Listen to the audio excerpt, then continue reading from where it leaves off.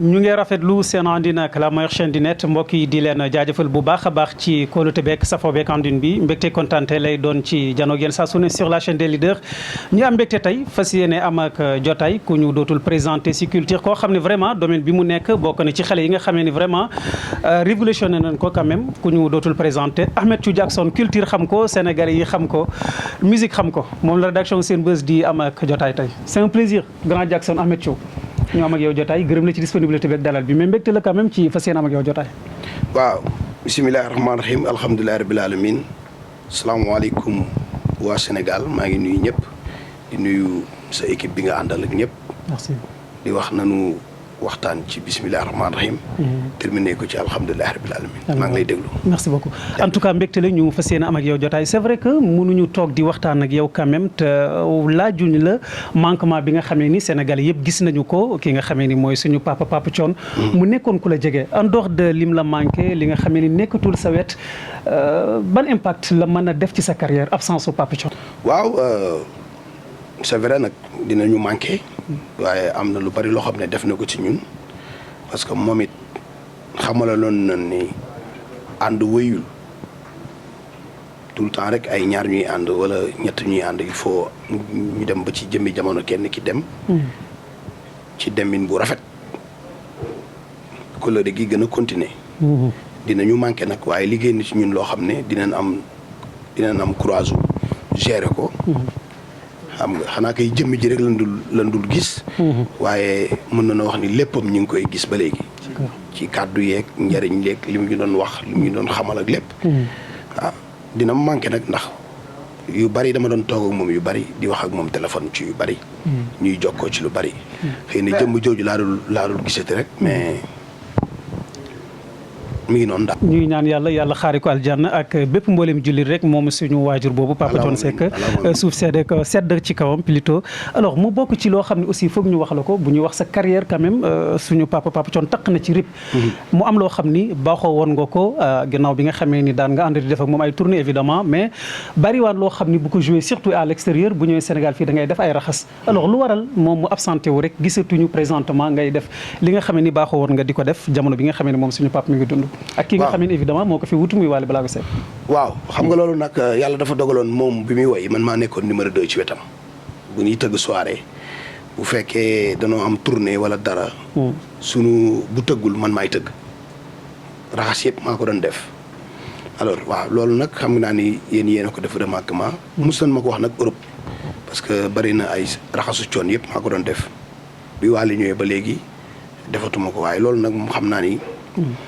dinañ ci waxtaan rek fu nu mosoon a tëgg vendredi samedi dimanche man maa doon def raxas soirée sénégalaise.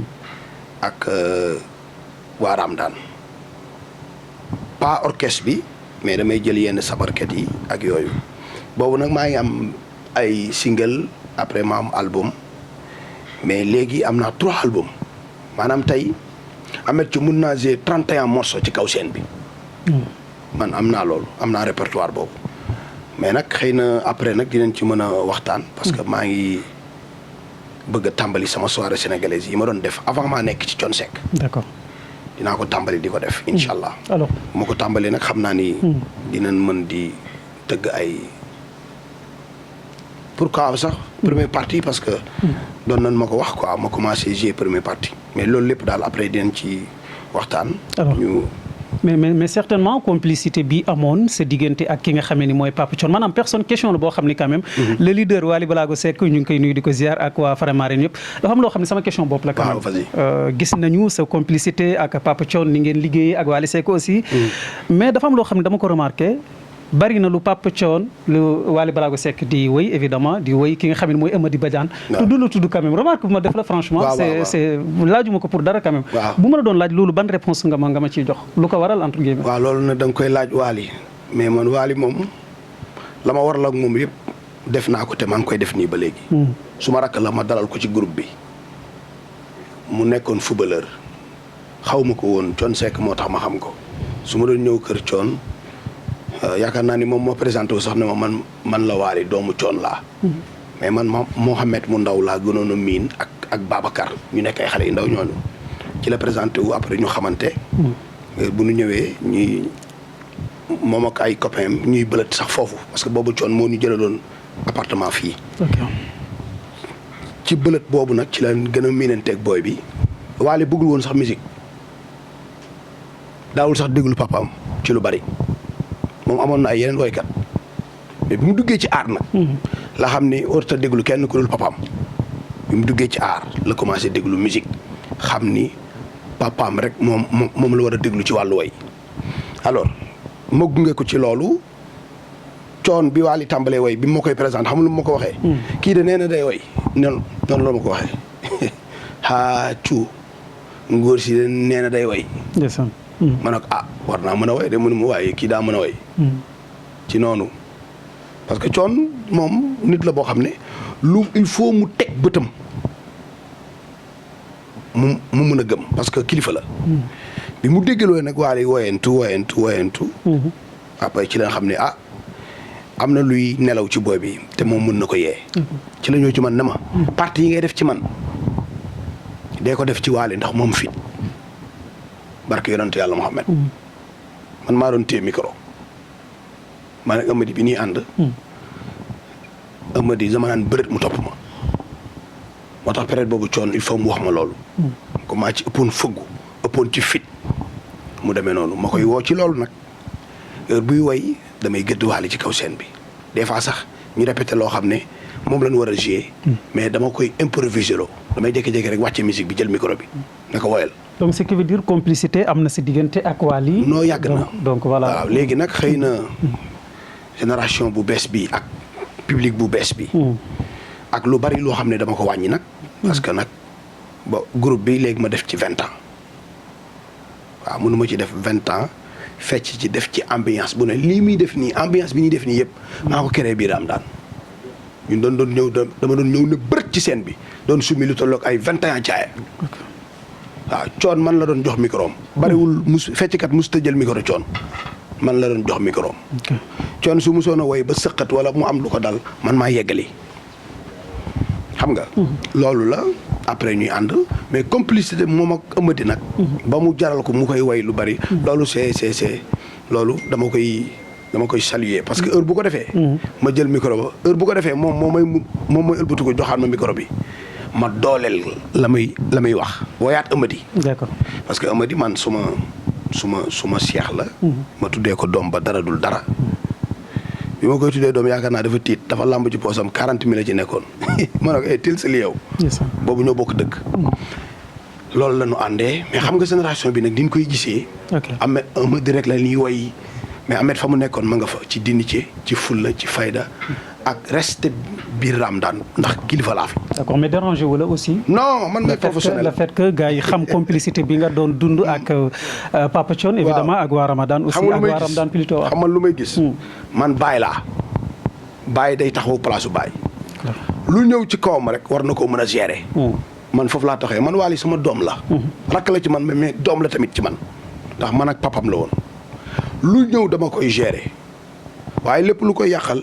dama koy wax ci kaw scène bi sax des fois bu amee lu bëgg a yàqu dama naa ko man defee nii ak nii ak nii ak nii.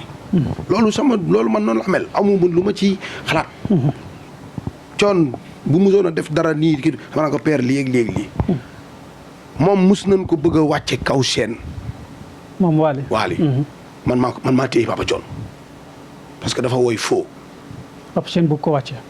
parce que da ko njëkk a def caserne Samba Diéry Diallo Papa Thione du yéeg dagg morceau bi wax sama doom la mais dafa woy faux Wally di lox tiit mi dem Paris mu defaat la même chose Thione bëgg a wàcce Wally pour yéeg man maa téye Thione Seck ne ko père maa ko ne def nga ko Dakar mais fii moom duma la bàyyi nga def ko te jour boobu ni ma téye Thione sax Thione dafa tiit dama nëpp loxo bi téye ko bloqué ko mu jékki-jékki na ma waaw baax na kon na nu reprendre morceau bi mu reprendre morceau bi. ma ne ko woyal ak calme rek parce que sa papa daf la naroon wàcce waat nii mënuma séen naa ko muy ñëw foofu laa taxawee man ak Wally mais man ci ay du ci ay cadre woy ma ak ñàkk woy Wally chaque jour mu woy ma mais loolu man dérangé wu ma. c'est clair dérangé wu la. et puis Badiane suñu géer la sax géwél la ko war a woy. c'est clair Wally géwél la. c'est clair alors yóbbante bu leader yi yóbbante woñ la rek quand même c'est vrai que du ñàkk certainement ñu bari ci leader yi def nañu remarque boobu en dehors de complicité bi nga xamee ni gis nañ ko. bu ma la doon laaj aussi par rapport ak évolution bi nga xamee ni évidemment yéen indi ngeen ko ci domaine bi nga xamee ni ci ngeen nekk d'évoluer muy fecc. ak tolluwaayam léegi. également liñ leen di jàmbaaraamu tuuma bari léegi quand même. ci jigéen ñi góor ñi. évolution bu fecc ak doxalinam jamono ji ban gis-gis nga ci am wala jàngat en tout cas ci ni muy doxee léegi. waaw ñun dañoo ñëw nag ci fecc def ci boole ci loo xam ne dafa tax gentleman yëpp bëgg ko ñun góor yàlla yi ñoo ñu bëggoon gentleman yi ñoo nekkoon suñuy fans parce que ñun bi ñu ñëwee suñu comportement solu bi ci kaw seen. waxin bi jëfin bi noonu lañ doxee am na yenn baat yoo xam ne ñun mësuñu ko dégg. yenn baat yoo xam ne. ak bët bu ñaaw bi Sénégalais yi daan am à l'époque. ci fecc mais ñun moom. dañu respecté woon trop. suñuy fans dama ne la gentleman yi ci ëppoon ak ay rappeurs surtout rappeurs yi rappeurs yu bari suñuy fans nañu woon ñun à l'époque. waaw xam nga fii nag léegi pour man rappeur bareetul mais rappeurs yi nga xam ne ñoo nekkoon gentleman dëgg. ñun lañ doon xaar ñu ñëw you know. bëggoon ñu ay gentleman ñu bëggoon parce que ñun bu ñu nee bërët ci kaw seen da nga xam ne góor yàlla ñoo ñëw ñu ne bërët def li ñuy def pare dem ñibbi ci fulla ak fayda. alors ci loolu la nekkoon. ba yàlla dogal ñu tey ñu nekk ay kilifa ci li nekk. ba yor ay association yoo xam ne man maay président bi. te defuma ko ngir.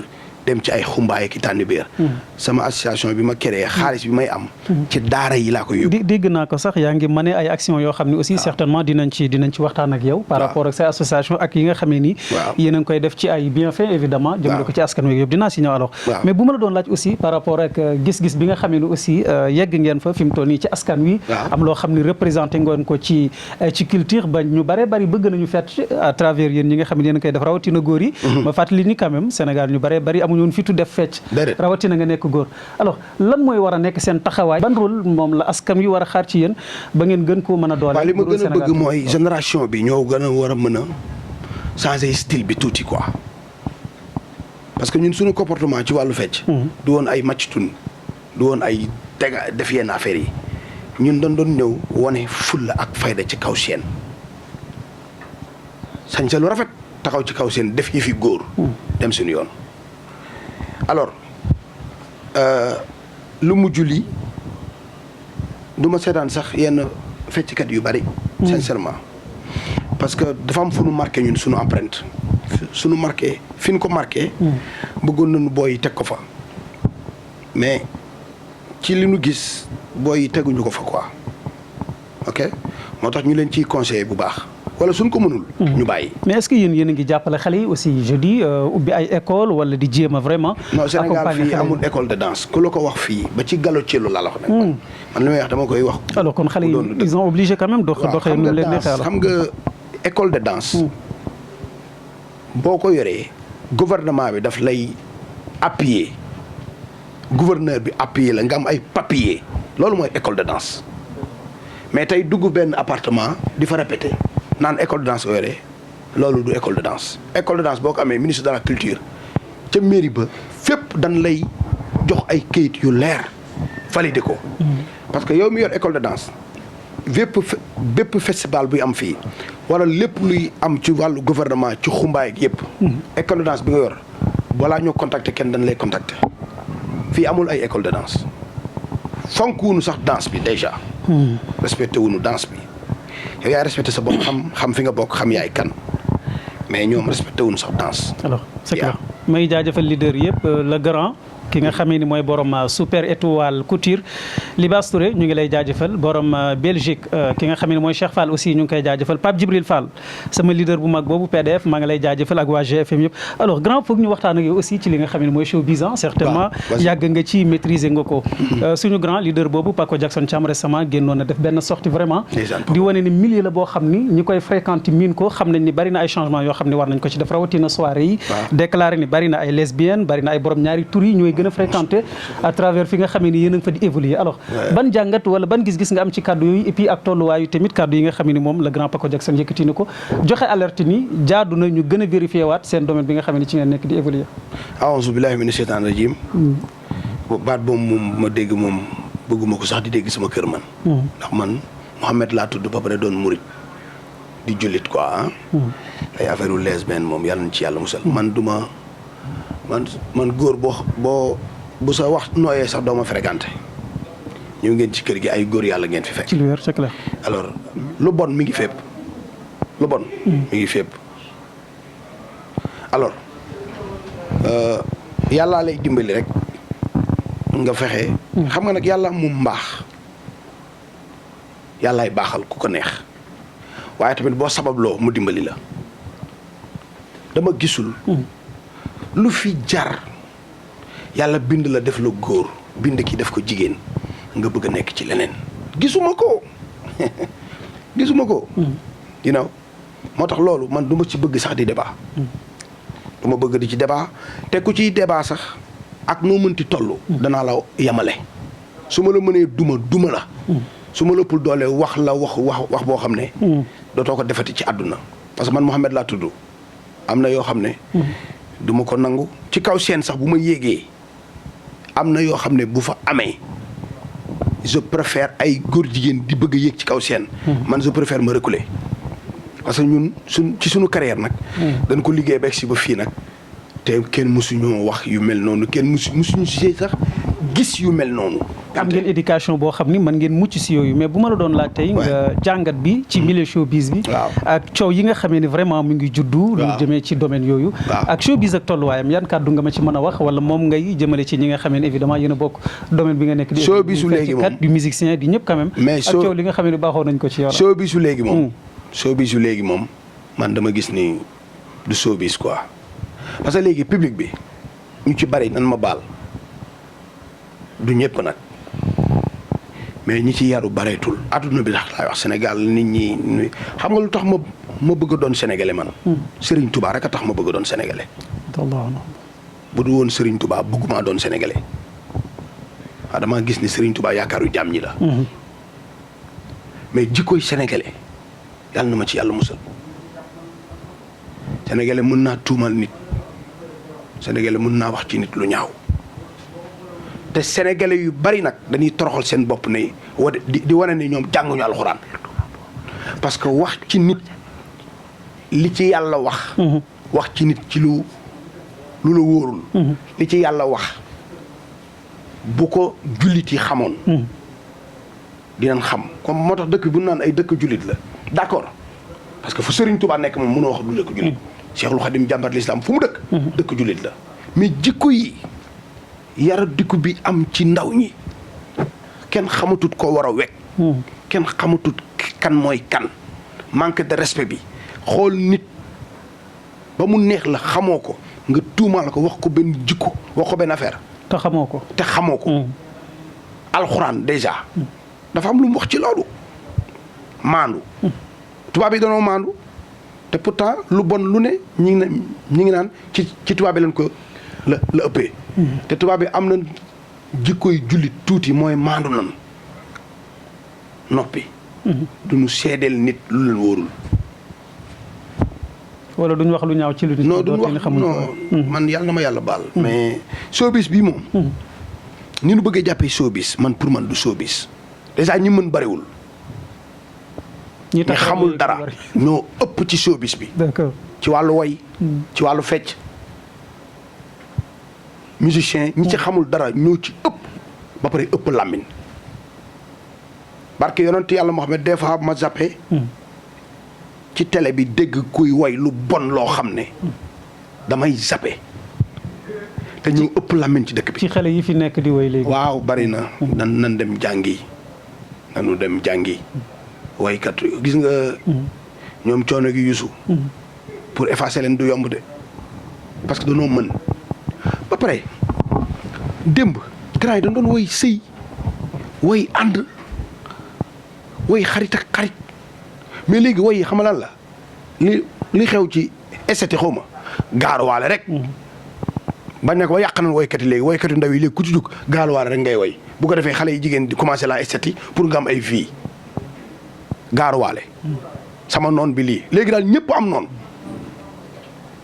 noonu jaaykatu ndox bi sax da ngay gis mu naan non gars yi man samay noonu lan quoi su may tur ndox mi yow booy tur ndox kan ngay noonu lan tel foofu léegi ñëpp koo wax noonu ñëpp am noonu waa mais àdduna bi nag nanu arrêté gaaruwaalante bi gis nga moowu góor jigéen mi ngi jóge ci góor yi toog di gaaruwaale seen moroomu góor nekk ci internet bi di bind jël seen temps te ñu ci bari nag boo koy xool seen téléphone yi amul batterie këyit la ñuy jël def ko nii seen téléphone pour mën a bind commentaire barki Serigne Touba Mbacke te ka ngay commentaire moom ma nga gaare otoom ma ngay business am ma ngay liggéeyam mais jamonoy wax la nu nekk c'est clair jeunes yi nañu jug xar seen tànk tuba yi am jom te nangoo liggéey ba pare bàyyi wax ji bari na d'accord xale bu jigéen bu ci génne sa taat ci mbedd mi ñu jël la ci télé bi nga nekk star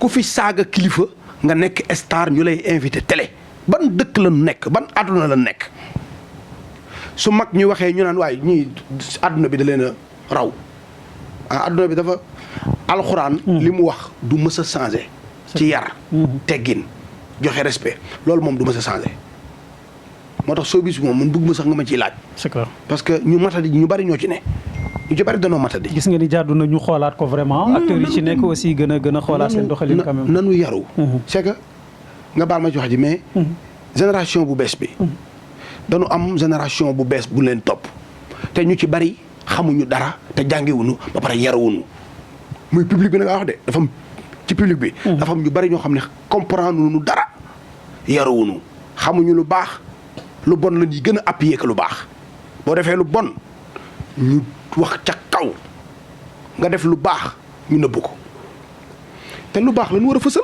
c'est clair. lu baax. lañu war a fësal. sa ñaari malaaka yi nekk sa ñaari mbagg boo defee lu bon bu benn malaaka bi bëggee bind. malaaka bu baax bi danga ko noo xaaral tuuti may ko bu tuubee nga kii ko. mën nañ la may 3 waxtu ba juróom-ñaari waxtu. kon lu baax la ñuy war a gën a mën a fësal. lu bon tuumaal nit ñi. kii yàkkataan na diw kii yàq na deru diw kii lii la ci loolu rek la ñuy sukkandiku mais amul lenn lu ñuy sukkandiku lu dul yàq. nanu arrêté yi ñuy def. arrêté gor yi ñuy yàq. xale yi dem jàngi respect am ci réew mi cër am ci réew mi discipline am ci réew mi nit ñi am classe. mais nit ñi amatuñ classe. c'est clair nit ñi léegi dañoo matadi quoi. temps bi laay xalaat rek xam nga ni le grand leader bu mag bi Wally Ballago Seck ak le 12 bi nga xamee ne retour bu am solo la woon vraiment. ginnaaw bi nga xamee ni vraiment ñi fa présenté woon. wax dëgg yàlla ñëpp apprécié nañu par rapport ak liggéey bi nga xamee ne waa Faramareen liggéey nañu ko mu am loo xam ne nag vraiment judd na di polémique quand même. mënuñu toog ak yow vraiment la chaîne des leaders te duñ ci wax ak yow. seen boo xam ni ñu bari ci askan wi jur na polémique sa diggante ak Amady Badiane. seen boo xam ni dañu gis ni vraiment. c'était pas le moment. foofu du place am ñenn ñi gis ni sax dafa am message boo xam ni moom ngeen di jàllale. ci ñi nga xam ni mooy LGBT yeeg yooyu en tout cas ñenn ñi nga xam ni certainement yëkkati nañ seen kàddu loolu lañ wax. geste boobu boo mënul wax ci geste bi commentaire yi nga xam ni judd na ci ban gis-gis wala jàngat nga ci yëkkati. waaw yow de dama laa rus rek da ngaa yaru lool fils nga doon booy bu yaru nag. dëgg la sama gaañ nga. ma rus la mais tey question bii ma laaj nii. bu ma ko keneen laajoon. billaay du yegg dinaa ko woon di doomu banlieue dëgg laa. c'est clair te góor yàlla dëgg laa. c'est clair. mais dama laa rus. merci man Mouhamed lan ma tuddee ay sërifa ma tudd. sama papa bëggul woon sax may dugg ci aar barke yonent yàlla Mouhamed. ma koy baalu nag àq. xëy na nag yu mel nii la woon. sama papa dóor na ma ci man lem dus métier sama papa dugal na ma ko. man def naa tailleur def menuisier def soudeur yanu dàmba suqi ginaar lu ne def naa ko pour tekki barke yonent yàlla Mouhamed suqi naa ginaar ba am 800 benn grand nangu ko lu ne def naa ko booy. gentleman dëgg laa. moo yooyu nag. Sénégal moom xam nga man du ma ci xam man du ma xool sax ay commentaire man damay liggéey rek dem. parce que ñun nag depuis 98 ba léegi ñi ngi ci réew mi doon bégal gars yi kenn mësuñoo adressé yenn mooy li ma wax rek. génération 2000 ñu bees ñi nga xam ne danoo matadi lool yaradiku xamuñu ku leen mag. ñooy nekk ci di bind di wax. waaye képp ku ma adressé moo boo ma ko adressé wul baaluma la ko te bu nu jàkkaarloo nga wax ma ko barsàq nga jëm. barke yonent yàlla Muhammad barsàq nga jëm. alors dafa am beneen affaire bu am boo xam ne bëgg naa ko lancer magu démb yi dañ doon lancer naan xam-xam laa bëgg xam wala ma faatu. xam-xam laa bëgg xam wala ma faatu. waaw damaa bëgg am xam-xam. wala ma faatu waaye léegi xam li wax. Barça wala barsàq. booy Barça wala barsàq maanaam dem ci réew tubaab yi wala dee. kenn waxatul ni damaa bëgg a jàngal xuraan ba wàcce ay kaamil ba am xam-xam dëgg su ma ko loolu moo war a jaral jullit pour mu dee mais pas yenn yi. kon loolu may woon ne àdduna bi léegi valeur yi dafa changé. nit ñi amatuñu valeur. nit ñi xamatu seen bopp. te nag àdduna bi day tukki de yàllaa ko wax force day am. am na ñu ko gëmut. c'est clair am na ñu gëmul ni àdduna day tukki. àdduna day tukki yàlla taxaw 3 junni at di tëkku nit ñi wàcce naaj bi waaw. nan xam ni bàmmeel dafa am. dafa xat. te dafa am noo defal ndànk rek. bàmmeel dafa am. barke yonent yàlla Muhammad bàmmeel dafa am man ñun ñi fi toog ñëpp kenn xamul ba xam suba di nga yeewu wala doo yeewu kenn xamul ba xam di nga fekkee 2024 yàlla nañ ko fekkee ci daraja Seydina Muhammad mais nanu respecté nit ñi te nanu fàttaliku yàlla c'est important.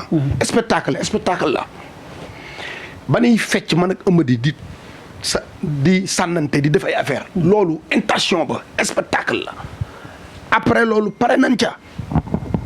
bi ma paree génn. taal sama oto dama wàcc samay vitre mais ci ku ne xam ne grand théâtre mbooloo ma fa nekkoon man sama oto sax dugal ma ko mais gars yi ñi baax ñi ñëpp apprécié Ahmed bëgg la fonk la mais man li ngay wax nii xawma ko sax. alors ambiance rek certainement. ambiance la ñu wax képp ku ma ko wax nag. wala képp kuñ ci adressé loolu ñu ci war a adressé. gars yi dem nañ ne nit ñi découvrir nañ sax ba ni mois de juin bi c'est parce que dafa am ay messages yoo xam ni. certainement yéen kuréel LGBT mois de juin seen mois la genre. booy non seen mois juste pour may l'opportunité quand même nga wax LGBT je sais pas kuréel yi nga xam ne certainement waxuma leen luy loolu. non mooy kuréel yi nga xam ne nii ñooy lëngoo. mooy li xew ci match yi léegi football yi. non non ay baraasaak seen affaire yooyu. voilà yàlla nañ ci yàlla musal xam nga àdduna lan moo ko tukkaloon. jamonoy àdduna bu njëkk lan moo ko tukkaloon góor jigéen ñoo ko tukkaloon moo taxoon yàlla wëlbati suuf si fa lañ jëm de. àdduna day tukki de saay àdduna day tukki léegi de parce que yooyu daf fi bari bokkuma ci ba pare wone ko dafay leer am na yenn kilifa yoo xam ne koo ci wax mu ne la non dinañ xool nu ko def nan ne amu fi mu leer. wala bokkuñu ci waaye ay après dañ ko xool ak yeneen yooyu sax day tax yenn ci jeunesse bi. ñenn ñi xaw a ñaaw njott yooyu amul. ku ma gis nga nar ko def yàlla na la yàlla alak na mu rëyee ci yàlla. ba sunu borom bañ ko képp ku ma ko adressé wala nga adressé ko nit barke yonent yàlla Muhammad yàlla na la yàlla alak du ma ko baal mi def parce que jullit laa. loolu sama bat ca kaw du ma ko baal mindeef te ku ma jàkkaar loolu nga wax ko barke yonent yàlla Muhammad ba sax nga jëm. dama lay rey wala nga rey ma. parce que moo yooyu kenn du ko wax nit as gor. you know te déggaguma ko nag. déggaguma ko. c'est clair waaw te man déggaguma parce que man. ñi ma xam ñëpp ci yiw lan ma xam. ak cër ak respect. yow dama laa rus rek.